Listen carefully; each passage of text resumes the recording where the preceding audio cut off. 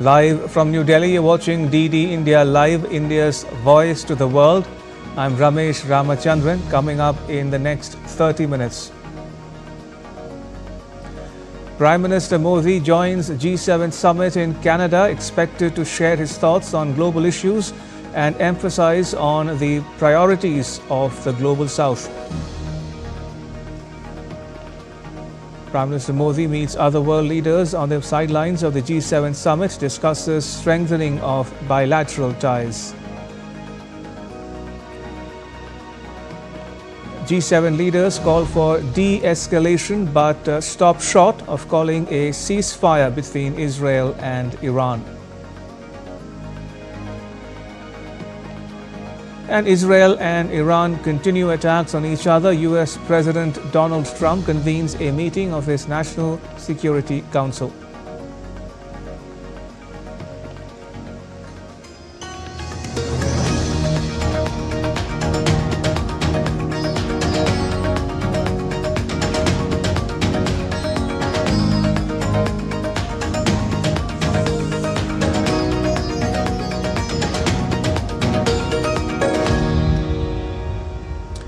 As part of Canada's 2025 G7 presidency, Prime Minister Mark Carney welcomed Prime Minister Narendra Modi at the G7 Outreach Summit in Canada's Kananaskis. This is India's 12th participation in the G7 summits and PM Modi's 6th consecutive participation at the summit. 2025 marks the 50th anniversary of the first G7 summit. Prime Minister Modi joined other world leaders for a group photograph during the 51st G7 summit in Kananaskis in Canada. Other leaders of Australia, Brazil, Mexico, South Africa, South Korea, Ukraine and heads of international organizations such as the United Nations and the World Bank were also present on the occasion. Prime Minister Modi met Mexico's President Dr. Claudia Sheinbaum Pardo on the sidelines of the 51st G7 summit taking place in Kananaskis, Canada. In their first ever meeting, Prime Minister Modi congratulated President Sheinbaum on a historic electoral victory. He also thanked Mexico for its support in India's fight against terrorism. The two leaders emphasized deepening cooperation across key sectors including trade, investment, startups, science and technology, and the automotive industry. They discussed leveraging nearshoring opportunities and enhancing collaboration in pharmaceuticals, agriculture, and holistic health. President Sheinbaum expressed admiration for India's advancements in technology and digital infrastructure. She conveyed interest in joint initiatives in semiconductor, AI, quantum technology, and critical minerals. The two leaders also welcomed stronger cultural exchanges, tourism and academic cooperation. Prime Minister Modi recalled his 2016 visit to Mexico and he invited President Sheinbaum to visit India. They concluded with a shared commitment to amplify the voice of the Global South and working together on global and regional challenges. And commemorating the steadfast 25 years of strategic partnership, Prime Minister Modi met Germany's Chancellor Friedrich Merz on the sidelines of the G7 summit. The two leaders discussed ways to strengthen bilateral cooperation in key areas such as trade and investment, defense and security, green and sustainable development partnership, green energy, technology, innovation, education and mobility. They exchanged views on regional and international developments. The Prime Minister thanked Chancellor Merz for Germany's strong solidarity and support to India in its fight against terrorism. PM Modi met his Australian counterpart Anthony Albanese on the sidelines of the summit taking place in Canada. He also met South Africa's President Cyril Ramaphosa. And Prime Minister Modi met the President of South Korea Lee Jae-myung on the sidelines of the G7 summit in Kananaskis. The two leaders reaffirmed their commitment to deepening the India-South Korea special strategic partnership by exploring new avenues for cooperation through partnerships in areas of trade and economy, critical and emerging technologies, green hydrogen, shipbuilding, culture and people-to-people ties, among others. They also discussed regional and global issues. And Prime Minister Modi also met his Italian counterpart Giorgia Meloni on the margins of the summit.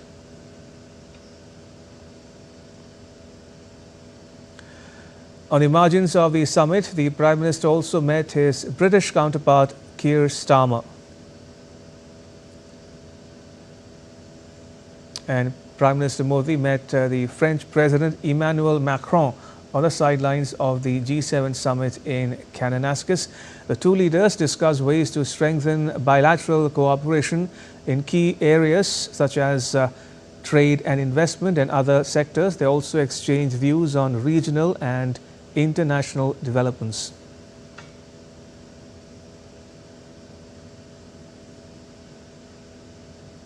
France will host the next G7 summit at the Alpine Spa resort town of Evian-les-Bains in 2026, the French President Emmanuel Macron said on Tuesday.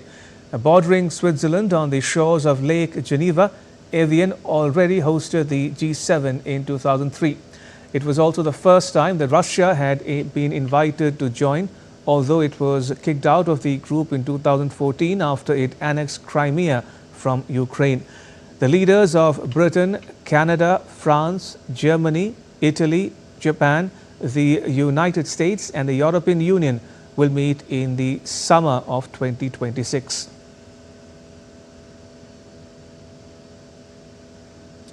Right, time for a short break. Keep watching DD India Live.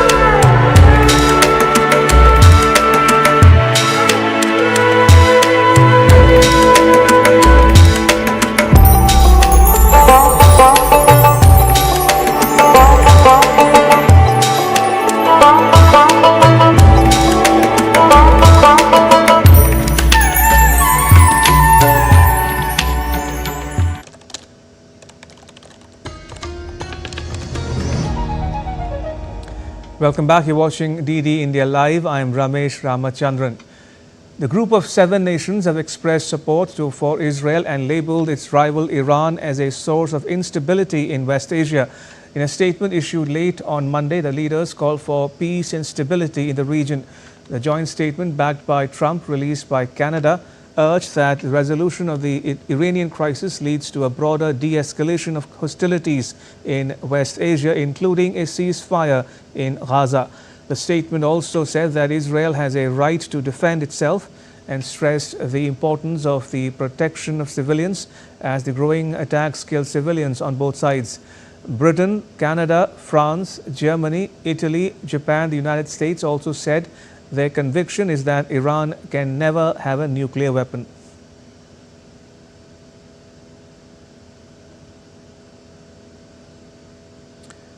Israel's military has said it has struck Iran deep, hitting its nuclear, ballistic and command capabilities. It launched at least 2 waves of strikes targeting missile and drone sites in western Iran. Multiple series of loud explosions were heard across Tehran over the course of the day, while Iranian media reported blasts in Isfahan, which hosts nuclear facilities. Israel said it intercepted most of a barrage of missiles fired from Iran after air raid sirens sounded in Tel Aviv and northern parts of the country. The Israeli military issued 7 missile alerts for various parts of the country since midnight. Israel's Prime Minister Benjamin Netanyahu has said that Israel's campaign seeks to eliminate Iran's nuclear and ballistic missile programs, as well as its axis of terrorism, a reference to Iranian-backed militant groups active in the region. He said he has not ruled out killing the supreme leader of Iran. Israel's Foreign Minister Gideon Saar said that regime change is not an objective of this war. It can be a result, but it is not an objective.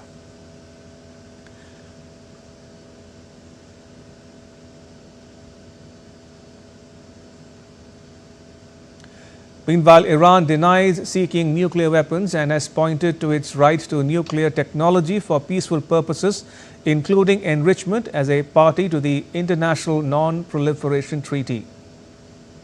We are now on day 5 of Operation Rising Lion. We've struck deep, hitting Iran's nuclear, ballistic, and command capabilities. The Iranian regime has spent years getting closer to a nuclear weapon. They have spent billions building a ballistic missile program.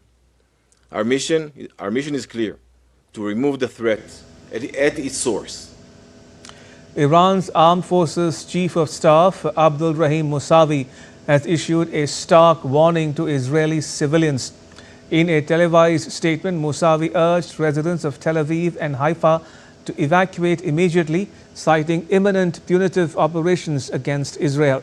He stressed that previous Iranian strikes were meant only as deterrents, but hinted that the next wave could be far more serious. Amid escalating tensions between Iran and Israel, U.S. President Donald Trump has called for Iran's unconditional surrender and warned U.S. patience was wearing thin. Trump claimed that the U.S. knows the exact location of Iran's supreme leader Ayatollah Ali Khamenei, calling him an easy target, but added that he won't be taken out, at least for now. Trump also asserted that the U.S. controls the skies over Iran and praised the effectiveness of U.S.-made weaponry, though he stopped short of directly naming Israel.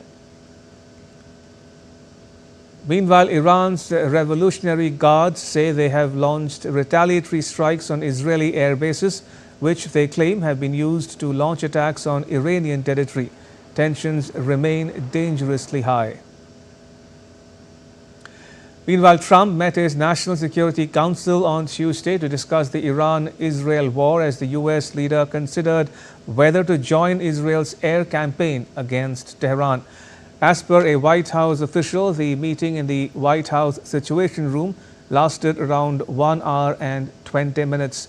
Trump is keeping all options on the table while insisting that Washington, D.C. had no hand in the campaign so far.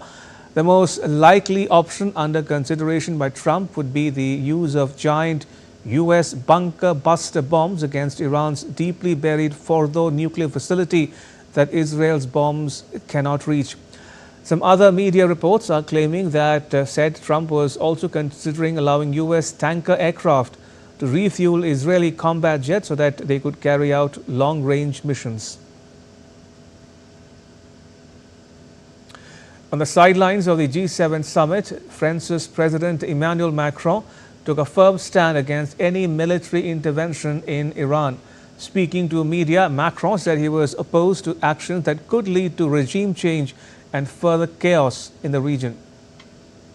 Je pense que la plus grande des erreurs aujourd'hui, c'est de chercher par la voie militaire à faire un changement de régime en Iran. Parce que ce sera là le chaos. Et donc la responsabilité qui est la nôtre, c'est de reprendre au plus vite des discussions pour permettre justement de redonner un cadre à la question nucléaire et à la question balistique, C'est constamment ce que la France fait depuis 10 ans. The Indian embassy in Tel Aviv has issued an advisory for nationals in Israel to stay vigilant and follow safety protocols. In the advisory, it is said that Indians intending to leave should use land crossings and register with the embassy for assistance. The Embassy of India has also activated its helpline numbers 24/7 to provide assistance to Indian nationals.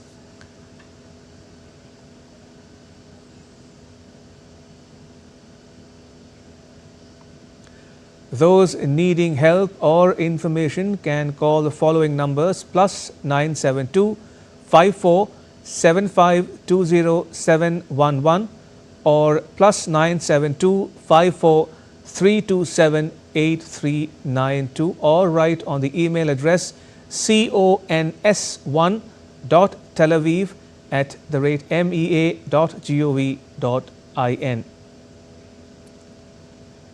In addition, Indian nationals who remain in Israel and have not yet registered with the embassy have been strongly urged to do so immediately via the registration portal. It's called https://indembassyiisrael.gov.in/Indian_national_reg. I repeat, indembassyiisrael.gov.in/Indian_national_reg.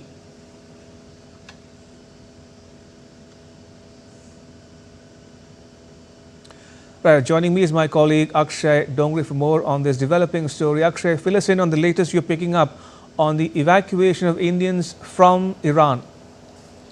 Well, certain evacuations that are taking place are of the people, or rather the students who are stuck still in major cities like Tehran, and especially Tehran, where most of the universities of Iran is, where students from India go in large numbers to study.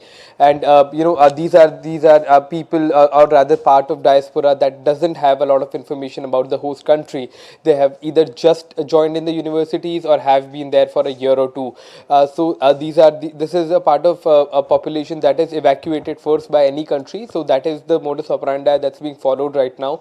But besides that, the people who are in Tehran have also been advised to move out or go into areas that are rather comparatively safe. Many people have started to the government of India has also said that the Indian citizens can evacuate through the borders of other neighboring countries where they can, wherever they can. So the situation remains quite tense as far as major cities are there, but situation is being monitored, hotlines are being set up, and other arrangements are being done, not only in Iran, but Israel as well, to ensure that the people are evacuated safely whenever there is a grave danger to them. The government is monitoring the situation, but certain people have started to get out of the country as well through land borders with neighboring countries. So that is going to continue for a while till the time the government has a robust plan or if the situation worsens, then there have been military evacuations in the past as well, and they can again take place if a need arises. And very quickly, if you will, Akshay, for the benefit of viewers joining us from around the world, what is India's position or stand on the Israel-Iran hostilities? Well, Indian stand is very clear. It is calling for diplomatic solutions. It's calling for discussions and dialogue rather than a conflict. And now India is allies with both Iran and Israel. As far as military cooperation is concerned, we have been having a lot of military cooperation, or rather increasingly in recent years, with Israeli government as well as Israeli companies that are providing some of the state-of-the-art technology technology to the Indian Armed Forces. Besides that, we have been quite proactive as far as trade is concerned with Israel. A lot of students go to Israel to study. A lot of cultural exchanges taking place in the country, but also Iran is a very friendly country too. It has been crucial for India's energy security needs for a very long time. It's also a country where India has been developing partner in the Chabahar port to bypass Pakistani ports such as Gwadar. So we are friends with both the nations. Our stand is very clear. We are calling for peace. Prime Minister Narendra Modi has reiterated on several forums that this is an era. This is not an era of war. It's an era of peace and development. Reiterating that once again for our viewers. Right, we'll leave it there. Akshay, thank you. Akshay Dongre reporting there on the latest Iran-Israel hostilities. Right, moving on, Ukraine on Tuesday slammed the lack of an adequate reaction from the world to Russia's strikes on its soil after an attack on Kyiv killed at least 16 people. The European Commission has proposed the EU bans all Russian gas and liquefied natural gas imports by the end of 2027, with a ban on short-term contracts starting next year. The UK too has announced further sanctions against Russia.